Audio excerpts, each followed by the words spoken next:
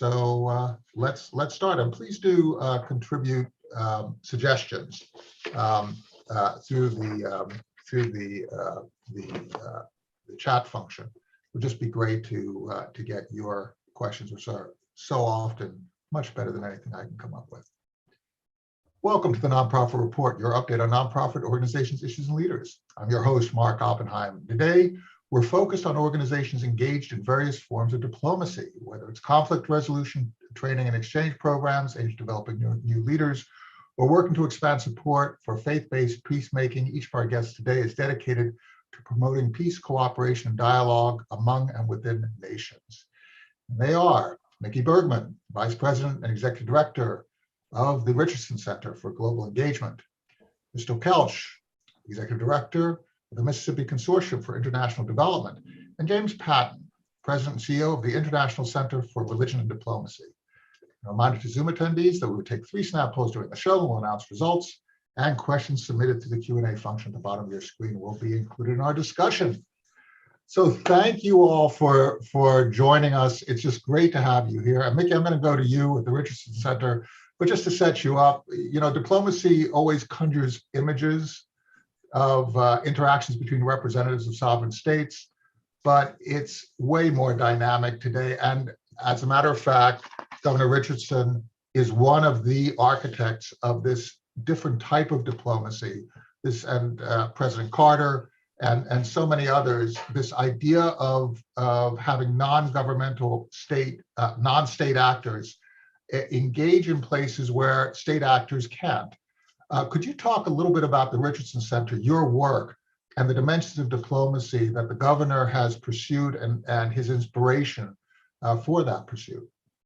Yes, absolutely, and thank you for having me on this. So the Richardson Center, as I said, we promote the big mission. We promote global peace and dialogue by identifying working in areas of opportunity for engagement with countries and with communities that are typically not open to more formal diplomatic channels. One of the things that we're most known for is working on the release of political prisoners and hostages from a lot of these countries. That's something that Governor Richardson, as both as congressman, as ambassador to the United Nations, as Secretary of Energy and Governor of New Mexico, has done. But now in the last 12 years, we're doing this from outside of government. We do this work on behalf of families and at no cost to them, of course. The way we do it, we deploy something we like to call fringe diplomacy on the fringes. And the idea of it is really going beyond just the space that it goes beyond the mandate of international governments in international relations, deploying, even though the governor himself is the head and the inspiration of the organization, we deploy academics, we deploy business, we deploy artists, depends on what the community that we're targeting is interested in. You're deploying people who can connect. Correct. In ways that are not necessarily standard through any kind of transaction. You have nothing to bargain with, right?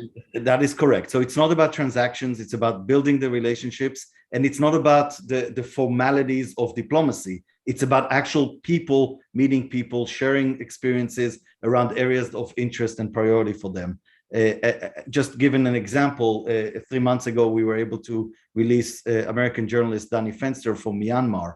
The way we were able to do it, or the way the governor was able to do this, was because for more than 12 years we have worked in Myanmar on issues of humanitarian assistance, on political training, on investment delegations. I took 7 different investment delegations there, responding to the Myanmar people's priorities. We built the relationships that allowed us to be invited in a moment of crisis and do this intervention. So it's 2 parts: intervention and engagement.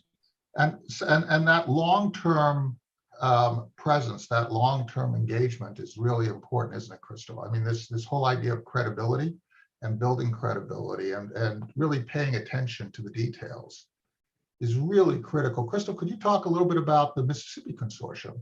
And Absolutely. Absolutely. Thank you so much for allowing me to join you today. My organization, as Mark has mentioned, is the Mississippi Consortium for International Development. Thus, the name connotes we were birthed in the state of Mississippi.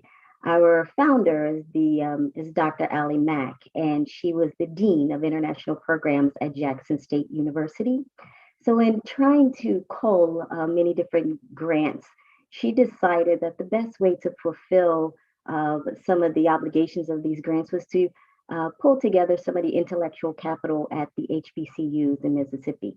So thus the consortium was born. She pulled together Jackson State, Alcorn, Tougaloo College, and Mississippi Valley State as part of our consortium to help facilitate many of our programs. My organization, however, my segment of the organization is based in Washington, D.C., and we are geared towards working on just the International Visitor Leadership Program for the U.S. Department of State. As Mickey has mentioned, he talked about building relationships, and that's what the International Visitor Leadership Program tries to do. We try to build relationship with people all over the world. It is a professional exchange program that allows individuals from different industries to come to the United States to meet their professional counterparts.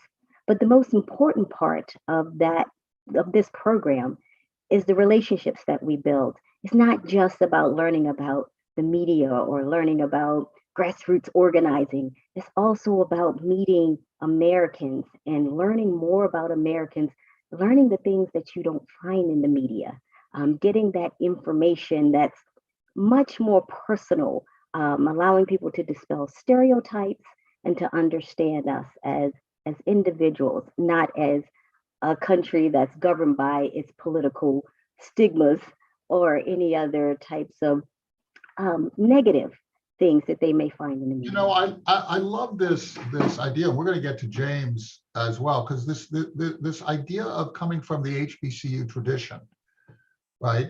The idea of historically Black colleges and the credibility that they have developed through their own history and struggles and the communities served and the constituencies that surround them. It's so unique, and it's a uniquely American attribute that can now be put out into the world in ways that has resonance, that can be connectors, right? We're using our own attributes. And it's the same thing with you, James, right? I mean, we're using this sort of faith-based ideal, and each of you, you each occupy these unique positions that allow you to be tremendously effective in certain situations, and perhaps less effective than your partners in others. James, could you talk a little bit about how you come at this idea of conflict resolution and diplomacy? Well, I think you put it very well when you raise partnership. And first of all, I'm very grateful and honored to be here with Crystal and Mickey and the rest of you, including our attendees. So thank you for exploring this topic. But the way that we approach this work, we're not a confessional organization. We're not a religious organization. We're a conflict resolution, violence prevention organization that recognizes the importance of religion and religious faith in human community, and in particular how those communities decide to interact across identity differences. Now, I think when the founder, Dr. Douglas Johnston, established the organization, there was a climate in Washington, where we're located, that the government was somewhat pathologically resistant to engaging religion and religious considerations because of a sort of a realpolitik, power-based concept of how states interact with one another. He made the argument at the time that that was not a sufficient kind of engagement. We needed to take religion seriously. And I think post 9/11, suddenly people did take religion seriously, but they took it oftentimes seriously only in what we would call, I guess, a deficit-based approach, which is to say, how is it part of the problem? And that really informed a securitized approach to religion, religious actors that we have worked hard to sort of unwind. So we look at how does religion, religious identity, institutions, how does that form a resilience in the community that can partner with and be incorporated into other efforts at diplomacy and conflict resolution? So that's how we approach our work, and it manifests differently in every context, because The drivers of violence or the conditions that might lead to violence are different in every context, and the role and influence of religion, religious actors is different. So partnership, to take the word that you mentioned, is critical to what we do, because I think one of the problems in this work is we end up siloing our different areas of interest to the detriment of the work. So we try to integrate the role of religion, religious actors into other kinds of peace building work and diplomacy. I'm really interested in your take on the communications landscape, because diplomacy is really about people interacting. And now we're interacting in these environments, but even in this environment, we have a Zoom environment, which we can see. We have a much broader environment in terms of Twitter Live, YouTube Live, Facebook Live, which we can't see in real time, right? People are signing in, signing off, and then there's asynchronous communication. We're seeing how groups can be formed to advance civil society and attack it. We see the use of disinformation. Let's just go around the table and talk about sort of this communication landscape and how it facilitates, but also can be used by people who want to gin up conflict, facilitates conflict resolution, but also be used by people who gin up conflict. James, since we were with you, why don't you start off, and then we'll go to Mickey and Crystal. Do you see the use of these tools as being helpful, hindering, or perhaps if it's a mix of both, how do you use these tools in order to facilitate your work? Well, and I would say it's very much a mix of both. Like many things, the tool itself is value neutral, and it's really gains value in terms of how it's employed. So when COVID hit, as an international organization that brings people together to talk, we had a moment of panic that the kind of lockdown and the inability to travel and to convene was going to have significant impact on our work. But we were able to shift a lot. And I'll give you one example. I literally just got off of an ongoing call where we are engaged with Saudi teachers on working concepts of religious literacy and tolerance, preventing extremism, human rights, etc., into the curriculum in the kingdom. That wouldn't have happened the same way without the Zoom platform. I was able to bring together trainers from a whole host of different areas that had the expertise on these themes, and we brought in trainees or participants from across the kingdom. Now, if we had tried to do that in person, which was the original plan, the costs might have been prohibitive. Yeah, if you start off your diplomatic effort with the first thing you have to do is charter a jet for your folks, right? Exactly. It's tough, and I see, Mickey, you're nodding, and your people are famous for flying all over the place. Has this been able to help you in the way it's helped James's organization? It has, as James said, it's neutral, but it has done some damage and gave us some opportunities. For us, it's interesting because the people that we typically try to negotiate with, be the Iranians, the Venezuelans, the North Koreans, they don't jump on Zoom. So we didn't really have that opportunity to do this with them. On the other hand, that sense of humanitarian crisis around the pandemic offered us an opportunity to find ways to work and cooperate with people and countries and communities that typically would not cooperate with you. So we tried to deploy that. We were able to actually get a couple of people out of political imprisonment because of the pandemic. But I have to admit, it is much, much tougher. So much of what we do is not about national interests. It's about interactions with individuals. It's finding emotional leverage and connection. And that is possible to do remotely, but much, much harder. The nuances of conversations, of reactions. When you try to do it, we had negotiations with the Venezuelans over WhatsApp with emojis. I mean, that's the level that it gets to, because you're looking for anything that goes beyond the written word. It's so interesting because if you take a look at how diplomacy can unfold with different tool sets, now you have different ways in which and different constituents that you can bring together. people at a much lower income level now have access, although it's not perfect, because technology itself becomes a bit of a stumbling block. But you have people with a lot more access now, and so you can have really casual person-to-person interactions at a tiny cost, and certainly highly leveraged. Crystal, have you been able to leverage your technology over the last period of time in ways that have been beneficial to your efforts? Absolutely. Just from the nature of our program, anyway, it's an in-person program where people from all over the world come to the United States. So in March 2020, that all ceased.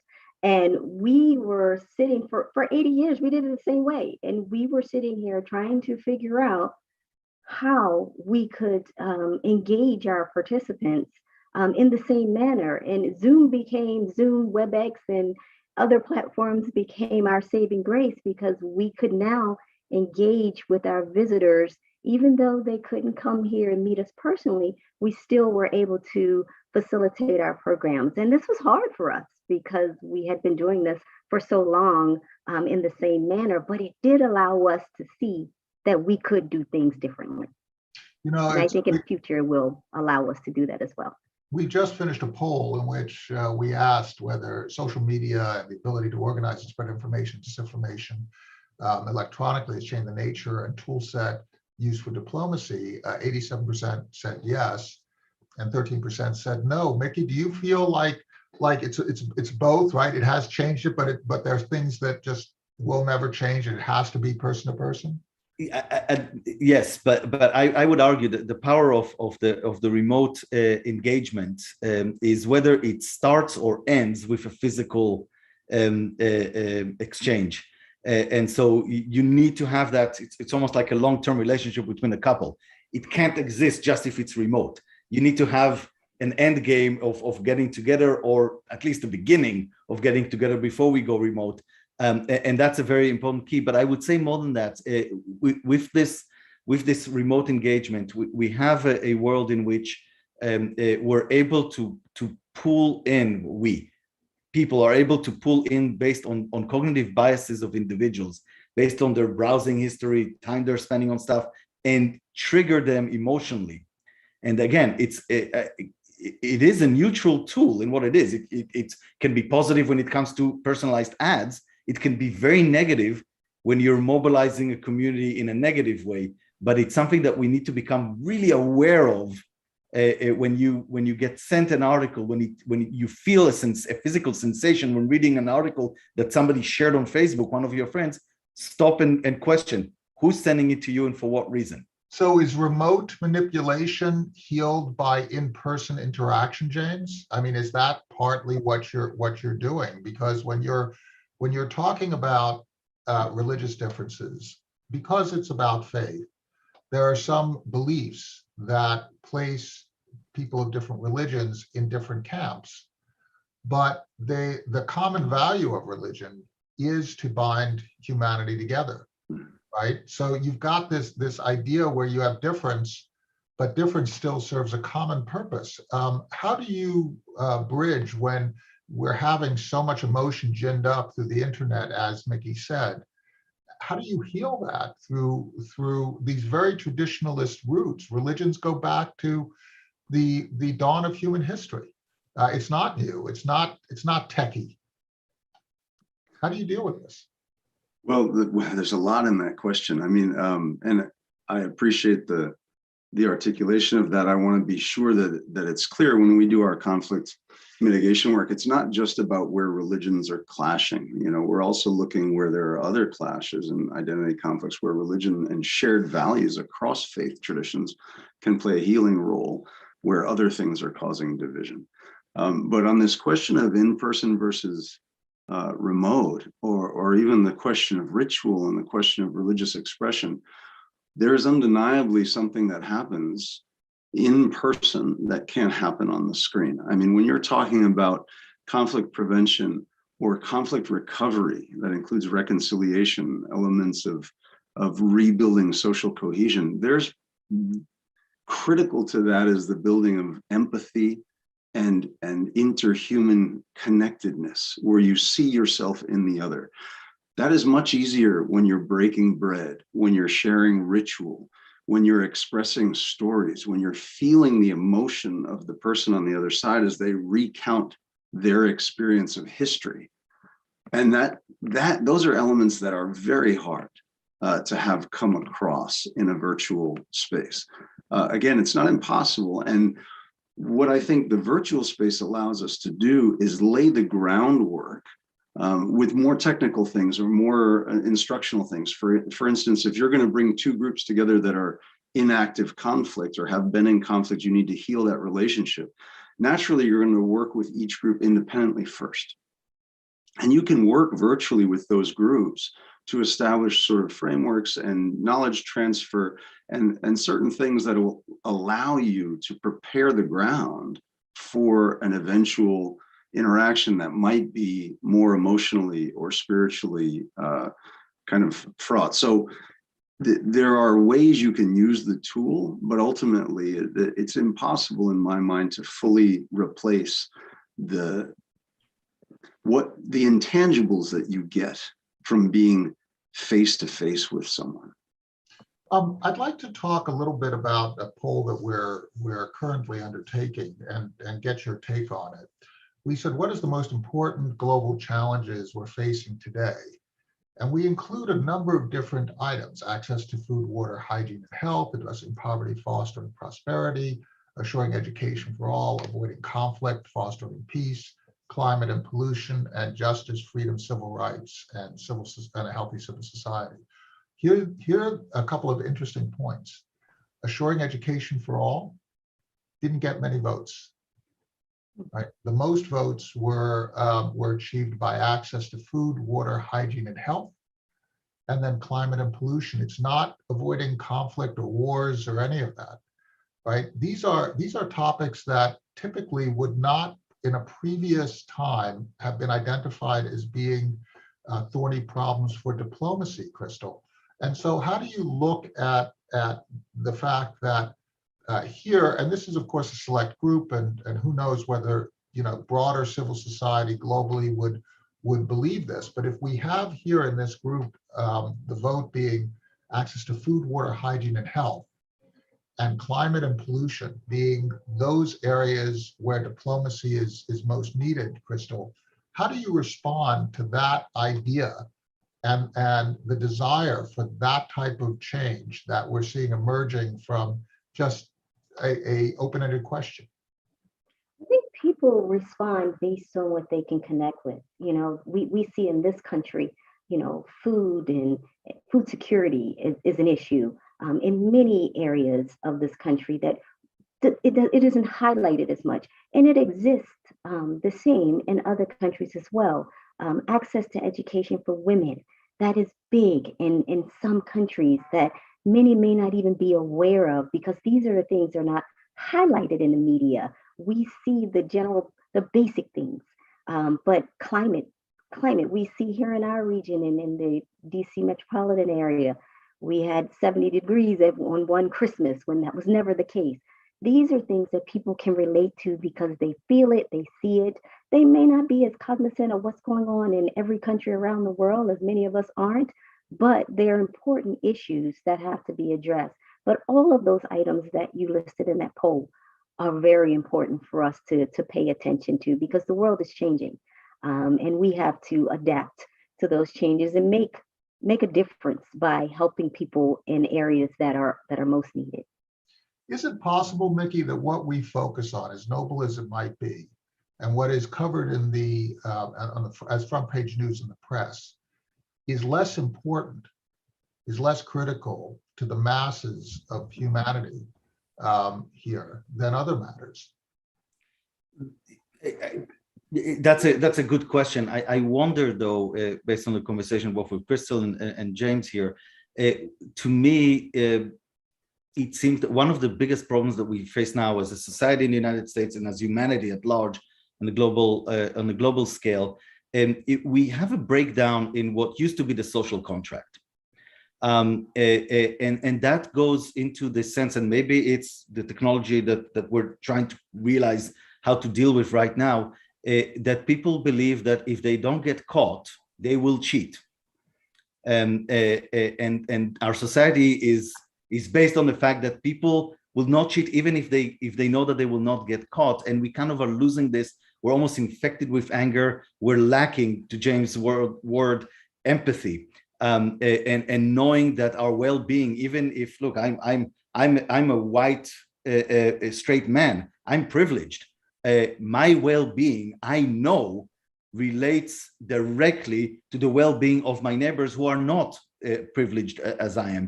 And we need to get back into it. And sometimes people are fearful of that because they confuse empathy with sympathy, and the differentiation between the two. And in empathy, if we look at education, we need to get back into empathy. We need to get it back into understanding in the global level and in the country level that our success together is so important.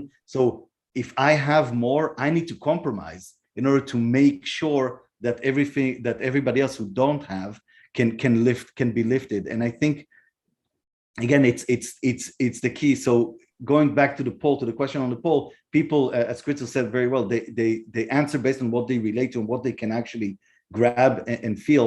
It seems like here are in the business of human beings, and trying to understand what we're going through as a society here, and try to find ways to deal with that, to mitigate that, is so important. So in many respects, what you're saying and what you all have in common is you are finding paths toward empathetic connections amongst peoples, right? And you're trying to re-educate us in the art of empathy, in the art of building the social compact that is mutually beneficial for us all. You might have different routes to getting there. But James, is that a good summation of what you're about, what your organization is about, and what you see on the landscape of diplomacy? Well, I would say 2 points. One quick one is, it's not an either or in terms of that list. And you asked a good question. Are we focused on the right thing? Is something more important? Should it be pulling our attention? Well, everything has to be done. We all have to lift part of this heavy stone together, and it doesn't make the work we're trying to do less important, but you're absolutely right. There are things that underlie all of these issues. But I also want to interject a term here. And we just lost one of my personal heroes last month in Thich Nhat Hanh, the Vietnamese peace builder, absolutely brilliant peace builder. And he uses a term, interbeing. Right? And the interbeing concept is that it's not that we care for one another because we're compassionate, our religion tells us to, or we're empathetic. We are in this boat together, in ways that are just, you cannot disassociate. I mean, look at the pandemic, look at the climate crisis. Our fates are tied to one another, regardless of our identity and our geography, our demography. And the sooner we get that into our heads, I think the better. And so it comes back to this point that was just raised. But absolutely, I mean, empathy, until we really feel what the others are feeling, and realize that we are sharing a destiny together, and then we will just go through these cycles of problems and conflicts. We also rebuilding this idea of what it means to have to agree to a certain way of doing things, that law will rule rather than power, right? In any circumstance, even in a family circumstance, right? We're talking about how do you overcome difference, passionately held, in anything, right? How do you develop a solution when you have a system that exists that has created the problem? How do you change the system when there are interests at stake? So we're also talking about providing an education in methods, aren't we? In addition to this idea of empathy, there's also a structure toward conflict resolution that can be taught to others who might be in conflict or might require a way to jointly develop solutions. Mickey, do you provide education in that type of a tool set as you pursue your work? I do. Well, first of all, I teach adjunct at Georgetown University, and my course is emotional intelligence in international relations. And when you look at emotional intelligence and you break it into 4 different planes, the first one is self-awareness, the second one is self-management, the third one is awareness of others' emotions, and the fourth one is the ability to influence the relationships based on that awareness. And if you think about it, it starts with the ability of ourselves to realize who we are, the self-awareness of it, get the data points, understand who you are in personality. I often tell my students there is a myth in the world that negotiators need to have a certain type of personality. Why? Because the most famous negotiators write books. They're great books, and they teach you how to be a negotiator if you are them. But we're not them. Well, they're famous because they're very good at promoting their fame. I mean, it's almost definitional, right, Crystal? Yeah, I mean, we have so many instances where people meet one another not knowing who they are, what they're about, and they end up at the end of the day, you know, the best of friends. I had one instance where a group from all over the country, I mean, all over the world, 20 different countries, and one woman said, she was from Albania. She said, you know, I have never met anyone from the Gambia, and the gentleman from the Gambia has become my best friend. I had stereotypes. That's what she said. I had stereotypes. And I lost those stereotypes because she was able to just interact with someone different. So when we experience something different, when we hear different information, we're able to grasp that and understand it and say, oh, this isn't so bad after all. So there's hope for our world. As long as we can continue to have dialogue, I think we will continue to understand one another and be a more peaceful society. What a great exit note, since we're coming to the end of our time. The idea of glorying in difference. We just finished a poll which basically deals with this. And just to read off the top 3 picks for what are the 3 most important goals of non-traditional diplomatic efforts: mitigating extremes, empowering and engaging citizens, and enhancing mutual understanding. Mickey Bergman, Vice President and Executive Director of the Richardson Center for Global Engagement, Crystal Kelsch, Executive Director of the Mississippi Consortium for International Development, James Patton, President and CEO of the International Center for Religion and Diplomacy. Thank you so much for sharing your work with us. Thank your staffs, thank your volunteers, thank your funders, and thank your boards. It's just been great learning from you. So, it's been an honor. Thank you. Thank you. everybody have a great day, and we'll see you on Thursday.